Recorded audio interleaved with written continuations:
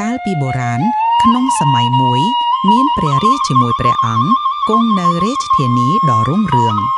ព្រះអង្គមានព្រះមហេសីស្រស់សូភានិងព្រះរាជបុត្រពីរព្រះអង្គព្រះវរវង្សជាបងមានប្រាជ្ញាចេះមន្តអាគម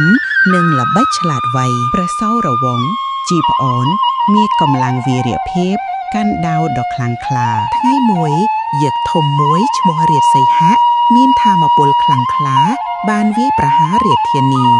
វាសម្លាប់ព្រះរាជាចាប់ព្រះមហេសីនិងនាងសីមានាងស្រីស្អាតបំផុតក្នុងរាជសម្បត្តិទៅឃុំនៅលើភ្នំខ្ពស់ព្រះរាជបុត្រពីរព្រះអង្គភ័យខ្លាចណាស់រត់ចោលរាជសម្បត្តិទៅលាក់ក្នុងព្រៃជ្រៅពេលកន្លងទៅព្រះវរវង្សនិយាយទៅប្អូនថាប្អូនអើយយើងមិនអាចរត់គេចជានេះទេ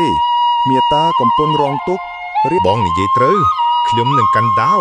បងកាន់មន្តអាគមយើងនឹងប្រយុទ្ធជាមួយយក្សគេចាប់តាមដំណើរផ្សងព្រេងដ៏វីរភាពឧបសគ្គទី1ព្រីអសុររៈព្រះរាជបុត្រឆ្លងជន់ព្រៃជ្រៅ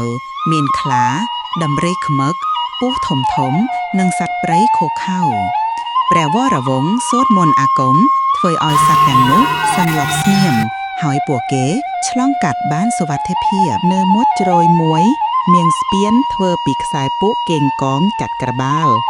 ពួកនេះខំអ្នកណាក៏ស្លាប់ភ្លាមព្រះសោរបំលោតចូលយកដាវកាត់ក្បាលពស់ទាំងប៉ាំក្នុងពព្រឹត្តភ្នែកតែមួយស្ពានបាក់តែពួកគេឆ្លងកាត់បានពួកគេមកដល់ភ្នំរាជសីហៈនៅទីនោះមាននាគញីមួយឈ្មោះនាងសុវណ្ណមាឡាជាកូនស្ដេចនាគនាងស្រឡាញ់ព្រះវរវង្សភ្លាម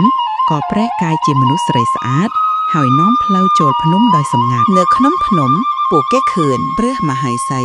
ត្រូវចងនៅលើដើមឈើធំនាងសីមាត្រូវបង្ខំរៀបការជាមួយយក្សការប្រយុទ្ធដ៏អស្ចារ្យព្រះវរវង្សសូត្រមន្តអាគមធ្វើឲ្យយក្សទាំងកោះសន្លប់ព្រះសោរវង្សលោតចូលកាប់យក្សរាជសីហៈស្លាប់ភ្លាមយក្សតូចភ័យខ្លាចរត់គេចឆ្កាត់ឆ្កាយពួកគេជួយសង្គ្រោះព្រះមហេសីនាងសីមានិងរាជសម្បត្តិទាំងអស់